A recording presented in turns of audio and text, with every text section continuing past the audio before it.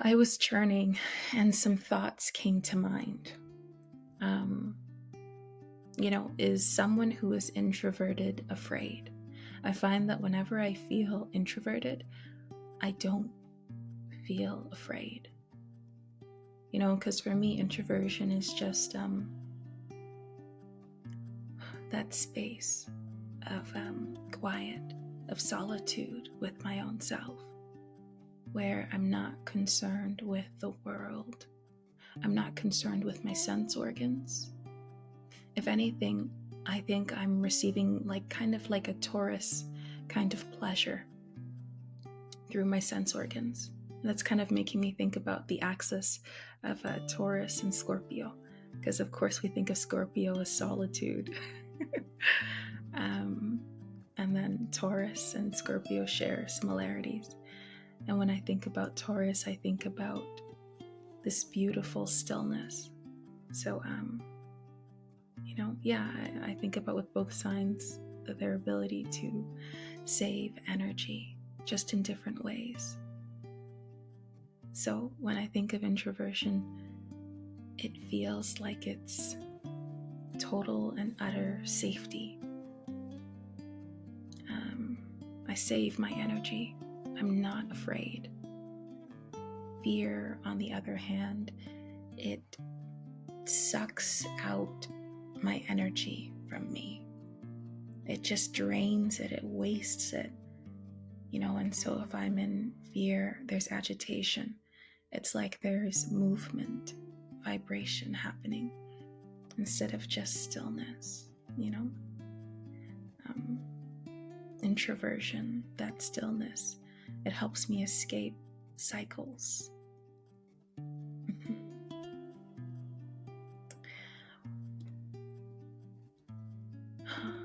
I was doing some churning, studying knowledge that comes from the spiritual path that I'm following, Raj Yoga meditation.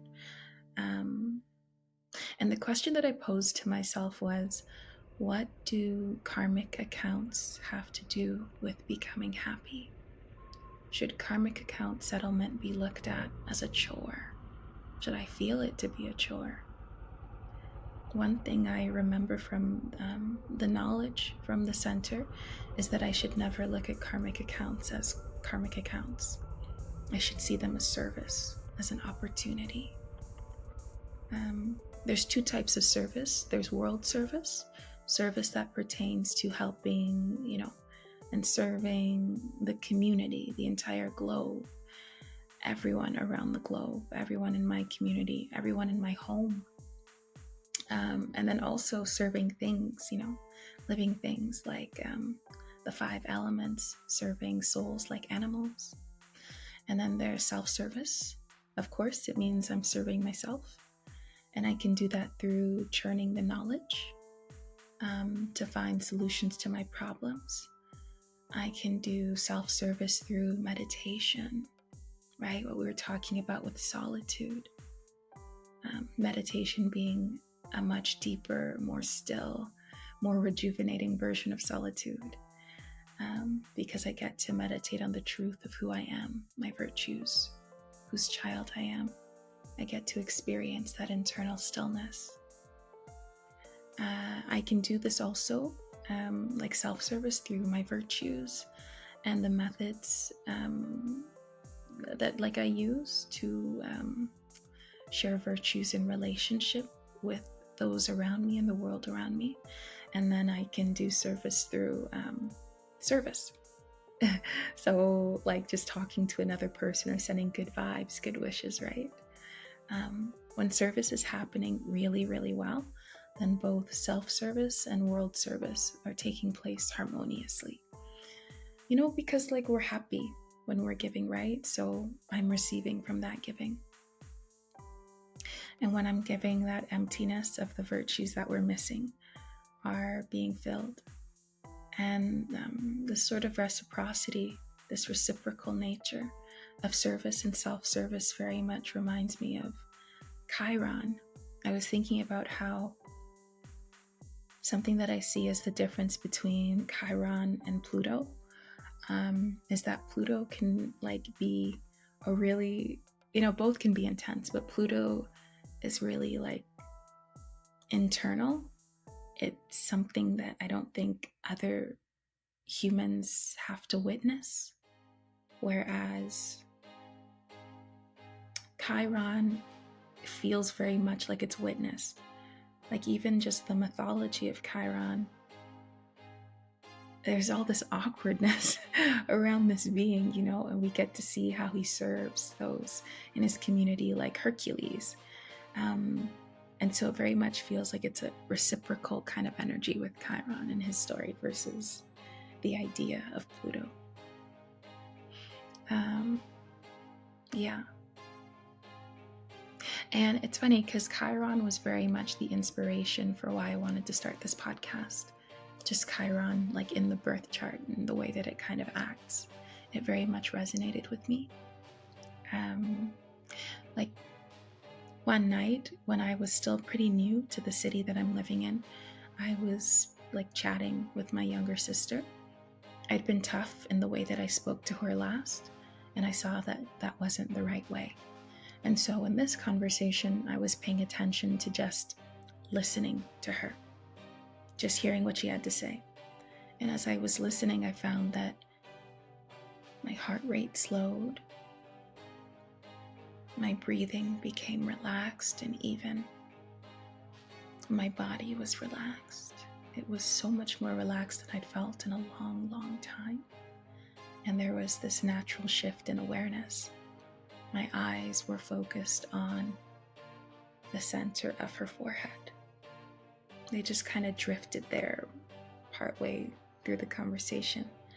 And my interest wasn't so much in the words that she was sharing, or like the words I was sharing. My interest was drawn to the soul. And in being drawn to who she was, the soul, she was helping me connect with my own self, I, the soul. And this was happening through the practice of drishti. That's why, drishti is healing. And this is also why I was so relaxed and yet attentive, as she spoke. I felt like a weight was coming off of my shoulders. I was connected soul to soul through feelings and drishti.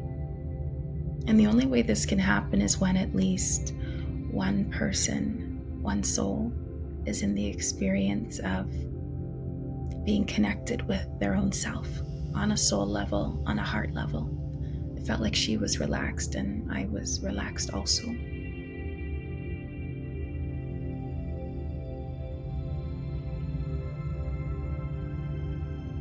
The film Soul by Disney, it depicts this so well.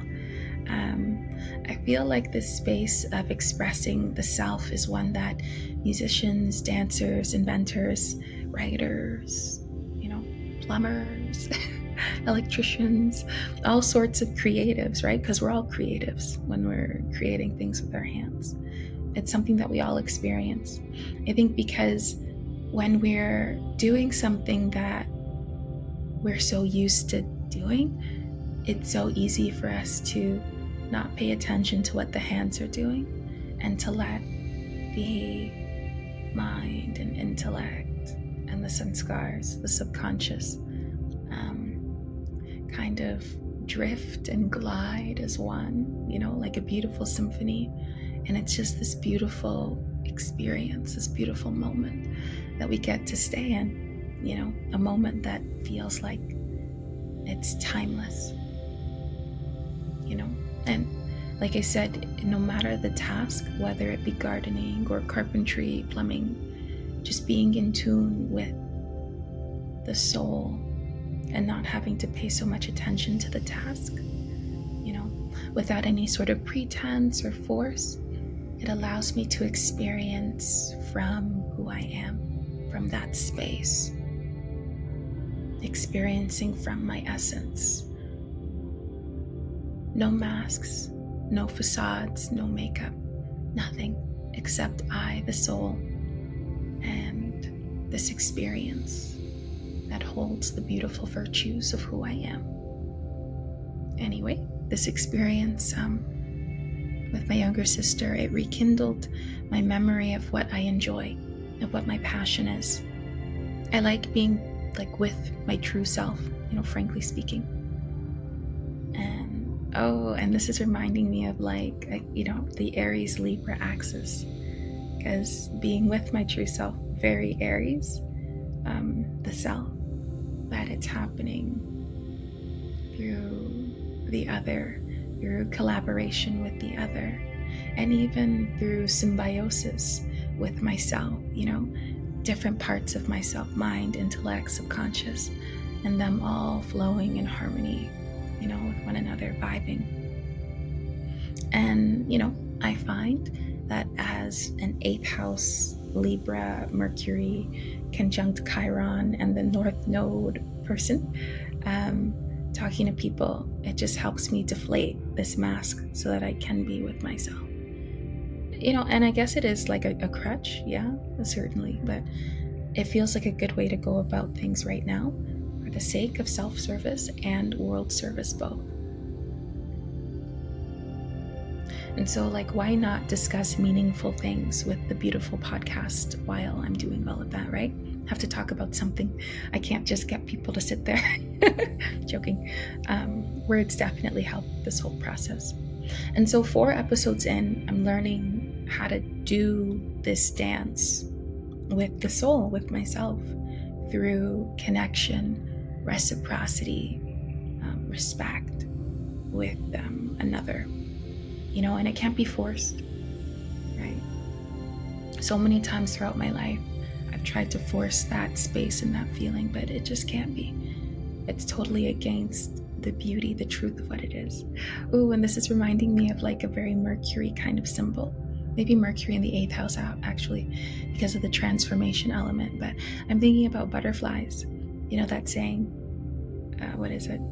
If you love it, let it go. And if it was truly yours, it'll come back to you. That's really cool. Because it's like the conversation is transforming itself into this very beautiful image of virtue. It's being born through the conversation, and it's being born, reborn, remembered in both souls who are engaging in the conversation. And it's through learning through the heart space, adjusting, integrating, doing this dance, that all of that is able to happen. And with the whole, you love it, let it go thing, it's like the freedom that comes with letting go. And then we're always guaranteed that it'll come back to us, because now it's not about the external thing that I let go, the beautiful physical butterfly. It's about my heart, the experience of beautiful feelings that the butterflies inspired in me. And so I get to see that I carry that thing anyway, and that it lives in me, So it just feels like this whole vibe that I'm going for is just something that has to be realized. I'm learning how to be in tune with people. I'm learning how to harmonize with people. It's my karmic account having Chiron in Libra conjunct the North Node and Mercury in the 8th house. This is my karmic account settlement, but it's really for service. It's service. And service is for my self-transformation. Yeah, that's what the beautiful podcast is about. Self-transformation through service, which is karmic account settlement. And those karmic accounts, it's cool because whenever we go through those karmic accounts, it sucks. But looking back on it, what we've been through, we can laugh.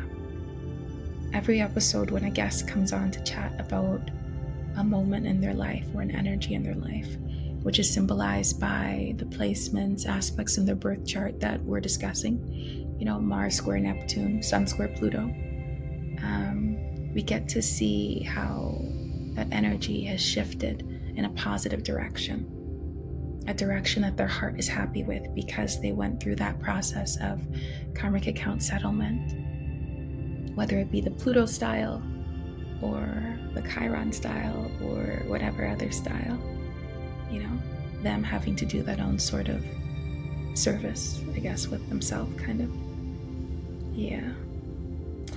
And this makes me think of cycles. We have the big cycles in life, that of life and death. We have the smaller cycles, the cycle of a day, 24 hours. Women, we have the cycle of our menstruation. There's the cycle of the moon, cycle of the planet, so many cycles. And there's at least one lesson sown in each cycle. And each cycle is on its own timeline. But it's beautiful, it's cool, because whenever, I guess, the cycle has completed itself, we can't go back and shift it or change it. So I'm learning how to appreciate these changes, these cycles in my life. And as we know with astrology and transits, they're really repetitions, bringing up the same themes, but in different ways, so that we can continue to grow and change and learn through these cycles. But each cycle is unique and specific. And because we never know when the larger cycles are nearing their end, I don't know, it's a fun ride. Our karmic accounts, they play out in the form of manifestations, the result of what we've done or did not do, our actions, the direct result of our physical energy. They play out through the form of our thoughts, our feelings, our vision, our attitude, our awareness. When a guest on this show speaks about what they've experienced in life and how they've hustled through it, they're giving us one way to settle the karmic account. They're showing it to us. This way to settle this karmic account that's been encapsulated by the aspect pattern, So yeah, like Sun square Pluto. And I think that's really cool and powerful and effective. Every Sun square Pluto is a different Sun square Pluto, but every story that's shared, it's proof. It's a reminder that there's a path forward.